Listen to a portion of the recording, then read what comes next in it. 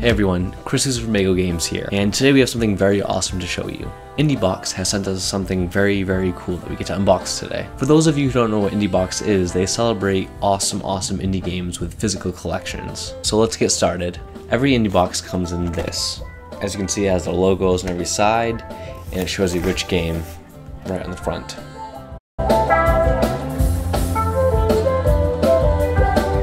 Basically simple on the outside, just has like the green and the logo, but on the inside it actually has like old video game icons such as like swords and keys, and even has a digital code on the back.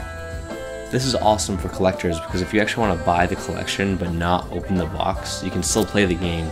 So it's kind of a win-win for everybody. While I was talking to the IndieBox team, they let me choose any collection I wanted. I chose the Stanley Parable not only because it's one of my favorite indie games of all time, but their collection just really captured exactly what the game was. IndieBox gave it a very awesome like 90s-esque Windows video game box. So think back to the 90s when you get some AOL box or some arbitrary virus protection that nobody has ever heard of before, and this package perfectly represents that.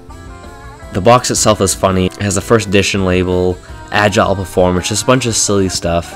And in the back it has very poorly constructed, but very 90s-esque. Just gets the vibe of that whole decade of just computer and technology. It even has a cute little stapler, which is probably just like an old parody of the paperclip we used to have, which used to help us with computer stuff, I guess. I'm sorry, it's been a long time since I've used that thing. So let's open it up.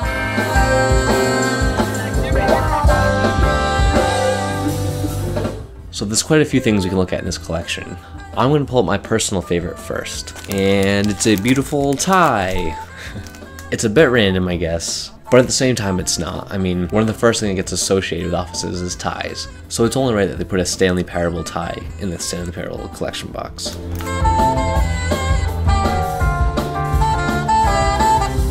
It was good enough for my first try. Next we have the most obvious piece of the collection, the game. It's really cool to hold a game that I thought would kind of never really come out physically. And inside, not only do they have the actual game, but they have the official soundtrack as well, which is greatly appreciated. I'm someone who is a bit of a collector for like soundtracks and vinyl. It feels great to actually hold and own something rather than just owning it digitally or even just playing on YouTube. The game case also actually has awesome business cards inside of it.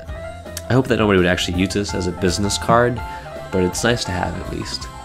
There's a great Synergy IndieBox sticker, and a hilarious 24-page instruction manual that basically full of just jokes and little quips that you'd only really get if you actually played the game. You can really tell that IndieBox knew what kind of collection they're making for this game, because this instruction manual perfectly encompasses the same personality and humor as the game represents. And finally we have a mousepad that states the end is never the end. This is a reference to the Stanley Parable's loading screen.